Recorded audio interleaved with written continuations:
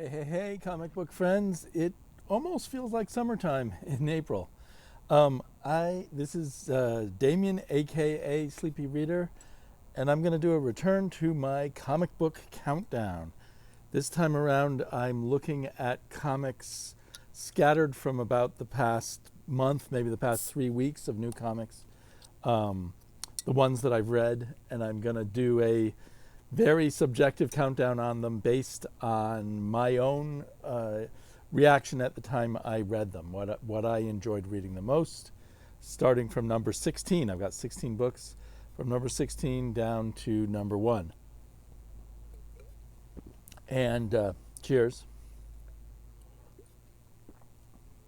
And I think the thing I was thinking about as I read these is, 1 month I'll tell you some comic is great, and then the next next issue I'll be like, oh, I'm not quite so sure. So my recommendations aren't really recommendations, because who knows when you're looking at the trade whether it'll be as good as I say when I read issue number 1. So in at number 16 is Cruel Kingdom. I haven't talked about this, but if I had, the first 3 issues, I was thinking Cruel Kingdom was probably the best of these new supposed EC comics, which wasn't saying they were perfect, but it was an improvement over the others, I thought. I forget what other ones we've had. Epitaphs from the Abyss, for instance, and Cruel Universe. So Cruel Kingdom, its focus is supposed to be on fantasy stories. It says sorcery here. But I found all the stories in this issue to just kind of depress me. And in general, I wish this series had leaned even heavier onto the sorcery theme itself, or swords and sorcery. There's bits and pieces of that, but a lot of it's pretty loose in its interpretation of what might be a fantasy horror story. And really, they didn't have to lean so deeply into the horror. I mean, EC Comics would, in say their science fantasy comics, would have twists and stuff, but it wouldn't be like hardcore horror when it was in other genres. But anyway, there was some good art, and there was a little bit of cleverness, I guess, like the retelling of the Cinderella story. But how many retellings of Cinderella stories do we need? But even that was ultimately kind of depressing and unuplifting, I guess. And I did question myself, like, am I taking the wrong tack? I mean, isn't all horror kind of depressing? But somehow these seemed to particularly depress me in a way that not all horror comic books do, or horror stories or horror movies. I think I had a certain amount of expectations for Godzilla versus Fantastic Four. The art was by John Romita Jr. He's not my favorite artist anymore, but I still thought there'd be a certain pizzazz to it, but he really simplified down his art. And the script is by Ryan North, who can be a very clever, funny scripter, and he really simplified it down. So it felt like this was a comic book aimed almost at maybe an 8-year-old or something, without any other layers of charm for me. I didn't absolutely hate reading it or anything. In fact, I guess there's, other than being a bit depressed by that EC comic, by the Cruel Kingdom, there's nothing here I disliked reading, but just some I liked more than others, of course. Bronze Faces, issue number 2, actually is a perfect example of a comic with issue 1, I told people how great this was, and with issue 2, I'm kind of confused. I'm not sure what's going on. The art's still really fun. It feels like we skipped ahead in time, and I'm just not sure how it all, I mean, I have some hints as to how it all connects to this, what happened in the previous issue, where they were stealing back some Nigerian artifacts from a British museum.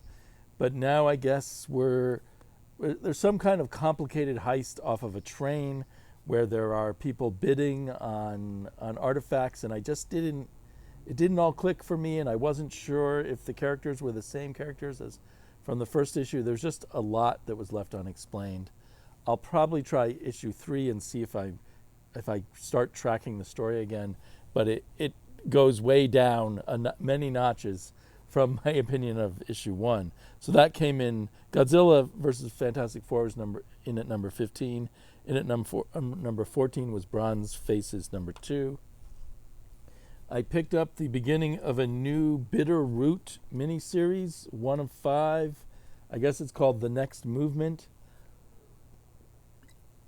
I was vaguely, I read one issue of Bitter Root before. I really like the art in here by, what's his name, Sanford Green. It's a bit confusing. There's a brown and a green involved in making this, but and the story itself was fine, but also it just didn't grab me much. It didn't click with me a whole lot. There's not a whole lot I can say about why it didn't work a whole lot for me. There was nothing wrong with it. If I weren't reading so many comics, it might be one that I would grab. But and then there's The Mummy, the latest in the series of Universal Monster Comics from Robert Kirkman's Skybound label. And this time it's done by the artist-writer Faith Erin Hicks. And her style, both in writing and in art, reminds me of kind of those kids' graphic novels. I want to say like Babysitter's Club or something, but maybe a little more sophisticated than that. But kids' graphic novels, middle reader graphic novels that my daughter used to get. And it's perfectly good on that level, but it's not what I was craving. So, this might be something that will sell well in the bookstores when it comes out in a graphic novel. If the readers and sellers at bookstores know who Faith Erin Hicks is. I assume that's the case, and that's why they put her on it. But it doesn't, for me as a mainstream genre comics reader, it doesn't evoke the movie The Mummy very much for me. Absolute Green Lantern, with script by Al Ewing and art by John D. Lindsay. It was pretty good. I'm kind of intrigued. I didn't love the art very much. It just felt like so-so art with trying to make up with it for the coloring. A lot of the backgrounds were the colors rather than drawn-in backgrounds. And the actual line art just felt very sketchy and just not to my taste. It felt a little bit like you're looking at screenshots of an animated show or something like that. But I'm a little intrigued as to, this is the Absolute Green Lantern, I don't know if I said that, which I'm putting in at number 11. I felt a little intrigued by this, curious about this take on the Green Lantern.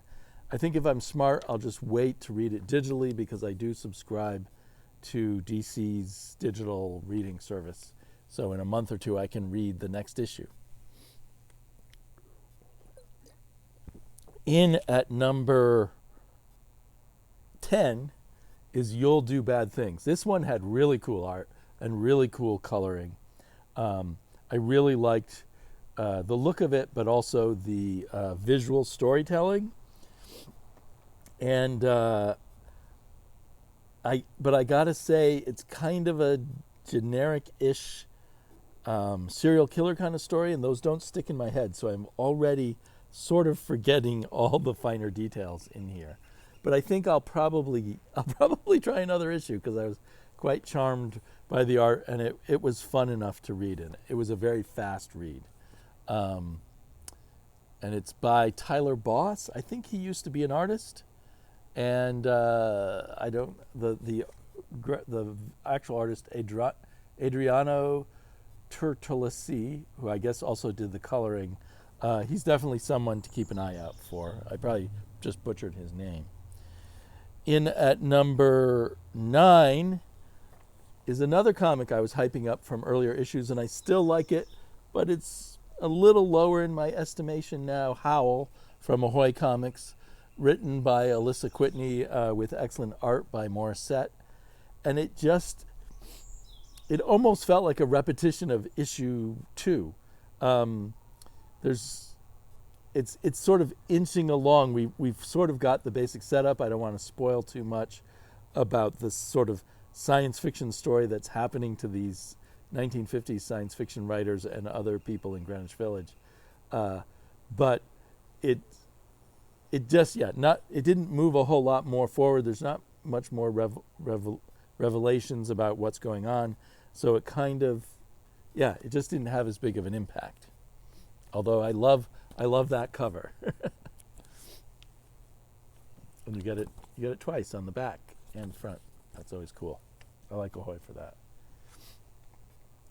And then there's this odd comic that I put in at number 8 called Polis. It's written by Mark Russell.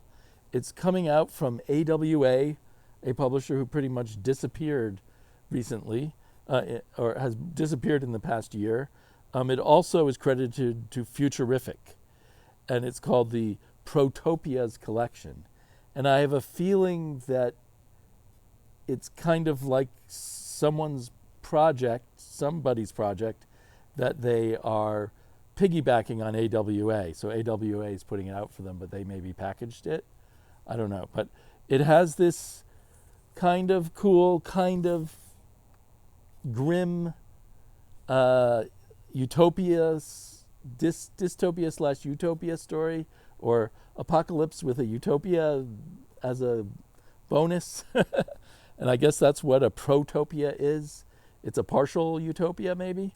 So we've got a flooded world after global warming, and people on the mainland, which is, at least in mainland Florida, is kind of a flooded zone, live kind of a barbaric, Mad Max kind of existence. And then there's these utopian cities floating out in the ocean who take in refugees, and their utopias. And I guess I've just spoiled the whole book. I'm sorry. It just follows a few characters and shows what happens. So it's kind of the kind of science fiction that's just illustrating an idea, right? And I guess each issue is going to be a different protopia, written and drawn by different groups of people. Although somewhere in here is a list of all of the ones they're going to have. The final one will also be written by Mark Russell, so I'll want to get that one. The other creators, it looks like there's 6 or 7 of these books that have come out, each one a standalone. The other creators I haven't heard of, so each one, I guess, will explore a different idea under the Protopia banner. Half of the book are these articles, I think, about the design and concepts behind Protopias. But I didn't really read the articles, so I can't tell you for sure if that's what it is. But it's an interesting package and concept. It costs $7, but it's a nice thick one with square-bound covers. The art, like a number of books I read, was perfectly passable, but didn't have a lot of personality. And it's one of the trends that I guess has been going on for a long time, but comics with this kind of competent, probably digitally created art that doesn't express much personality, and that excites me less. In fact, the same kind of problem with the art is going on in Pop Kills, which I put in at number 7. This is a really fun, really cynical look at corporate espionage between different soda companies. It's very bloody, very cynical. There's really no likable characters, or maybe there's one. This is the second issue. They're extra thick issues for $7 again, a little more than it should be, but it's definitely gives you quite a bit bigger chunk of comics than your average issue. I think that this was all kickstarted a few years ago, so I don't know why the pricing, and so it has very competent art without a whole lot of personality. The story's a lot of fun. It's written by Jimmy Palmiotti and Dave Johnson. Is Dave Johnson normally an artist, or is that a different Johnson I'm thinking of? The art's by Juan Santa Cruz, and it's perfectly fine and with perfectly decent colors, but it's it feels kind of generic visually. But I'm definitely kind of hooked on the story. Nothing world shaking, but just kind of a fun romp. I read 2 issues of Conan the Barbarian since, well, actually probably about 4 issues of Conan the Barbarian since I last talked about it. I was not too excited by issue 19, and the story continues in issue 20, and I think it finishes. Does it finish? Yeah. It kind of finishes out in issue 20, and it was a little more satisfying. But I do feel like Conan in the color comic is slipping a bit. It's particularly because the 2 issues before this I thought were a real belly flop, especially not just because I didn't like the art, but especially because Conan decides not to take revenge on people who betrayed him and just to forget about it. I think because Jim Zub is setting up ideas that he wants to use again later, characters and ideas he wants to use again later in later comics. So, but it didn't feel true to Conan. And here it seemed to be trying to make kind of a statement about Conan without having a very elaborate story or anything. I don't know. It was okay. And obviously I ranked it pretty high at number 6. So I did enjoy it. I did particularly enjoy this issue. And it had good artwork by Doug Braithwaite, along with these good covers by Della Torre. I always forget his first name. Okay, then in at number 5 is Seasons. I liked issue 1 of Seasons. I loved issue 2 of Seasons. And again, I'm liking issue 3 of Seasons. But I'm super addicted to the art and color in here. And I think the problem is this issue it's not entirely a pause on the action, but it's an attempt to do more character development about 2 of the sisters, and it takes its time too much, and we almost start forgetting what the book's about in general, or at least I felt that way. So it probably won't matter when it's all together in a graphic novel, but it just slowed the pace down for me. But I'm loving the artwork, and I'm really curious about this world and where it's all going to go. I don't know how long of a series this is going to be. Part of me would really like to explore this world that seems like a slightly magical, realistic world, or a fantastical, just a world where everything's a little different than our world. In the way that maybe a Miyazaki movie might be. In fact, I think they referenced Miyazaki a few times to let you know that's kind of one of their inspirations. It's really fun. It's different than other Rick Remender comics, and Paul Azuqueta and Matthew Lopez, the colorist, are utterly killing it on the artwork. Another one with great artwork is Resurrection Man Quantum Karma by Ram V, and the artwork by Anand R.K. I know I've seen his work with Ram V before, and I'm trying to remember which comic it was, but I'm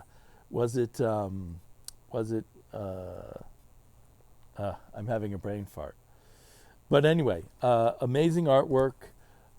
I like the concept of Resurrection Man. I'm a little uneasy because I think Ram V wants to make this too big of a kind of cosmic multiverse story with a bit of a flavor of maybe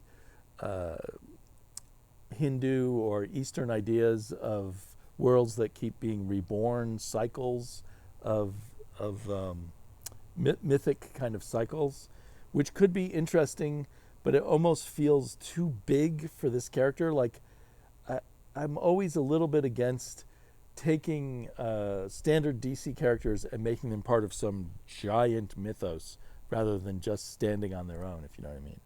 But it could work out really well, so I'm just not sure. And I'm definitely there for the art. And I love the concept of Resurrection Man, that every time he dies and is reborn, he has a new superpower. And I don't know if it was always the case or if they've added it into this book that his superpower is somehow connected to the way he previously died. Um, so he dies of old age at the beginning of this book. So then his superpower is kind of time related, which is interesting. Although it, again, could get too cosmic. So, I really enjoyed reading that book, and yet at the same time I'm saying, maybe it won't go, to my satisfaction in the long run. The problem with the issue-to-issue kind of judgments. So that was in at number 4. I probably haven't been saying all the numbers. In at number 3 is just the fun romp of Savage Dragon. This is issue 276.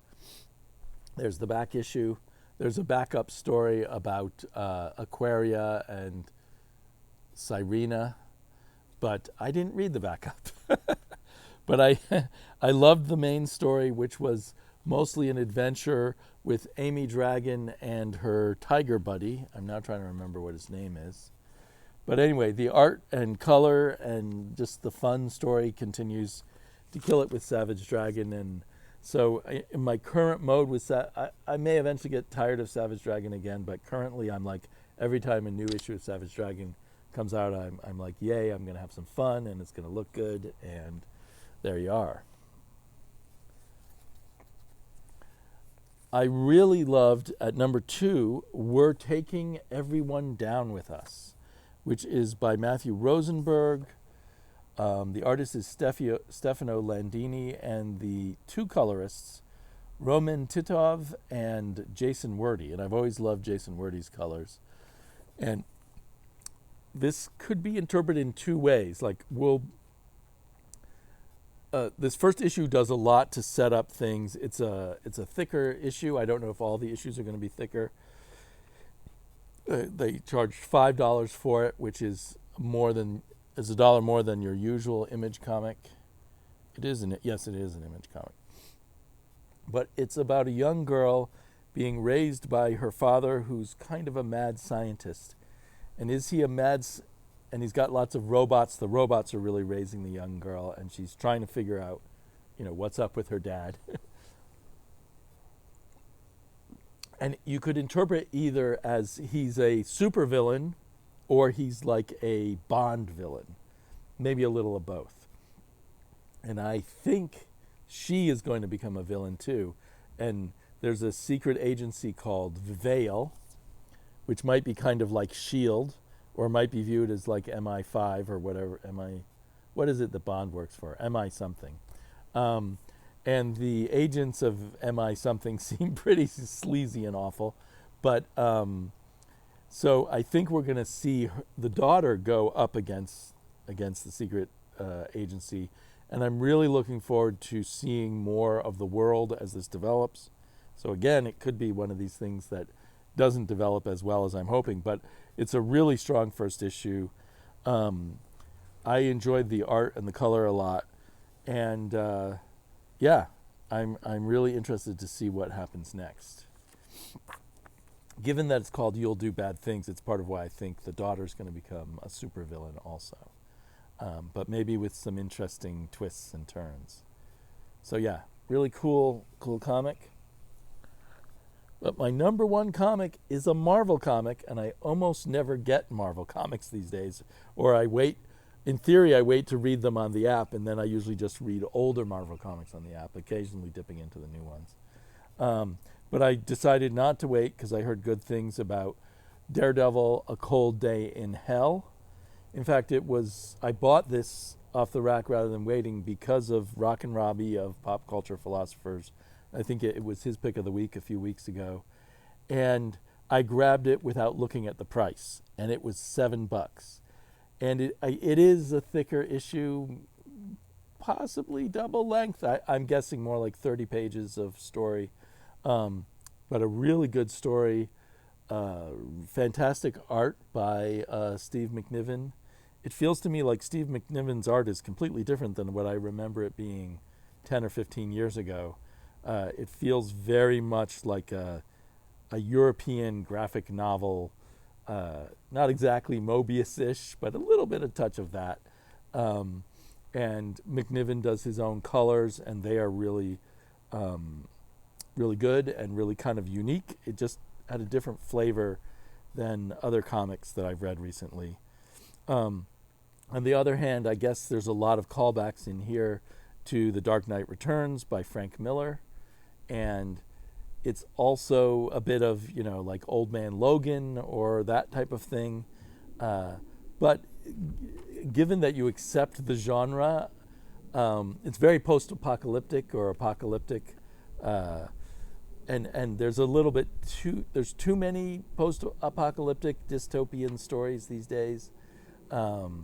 It looks like everything has been destroyed by war and or terrorism, and of course Matt Murdock is an older man and he's lost his powers, but I don't want to give away too much, but the powers do come back and some old villains show up, and it's a bit, there's a bit of elements that are like a horror story too.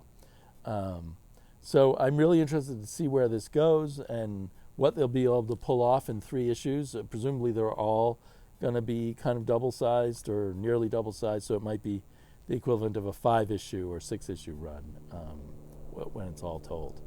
So the story's by Charles Soule. So I don't think it's going to totally break new ground. It's you sort of imply, oh, you're like something that broke new ground, so it's as if you're breaking new ground. But no, I don't think it's doing that. But I think it's a really good story, and I'm looking forward to a bunch more. So those are my 16 comics. I've got a lot more to read, a lot of stuff to catch up on, like a bunch of the Absolute DC comics. DC Comics did not come into my shop this week, but I also have a kind of a backlog of a bunch of the Absolutes to read. I did read Absolute Flash, and that should have been in this stack, but I didn't find my copy of it. And I enjoyed Absolute Flash #1, so I guess I should have added it to the list. It would have been somewhere in the middle. It was kind of really cool art, an interesting story by Jeff Lemire, but so decompressed that we didn't get a whole lot in issue 1. And I think issue 2 came out this week, and of course it didn't come into my shop yet. So anyway, I'm going to try and keep with doing these comic book countdowns for a while, because I did miss doing them. And so I hope you are all having a good comic reading week, and I'll talk to you again soon.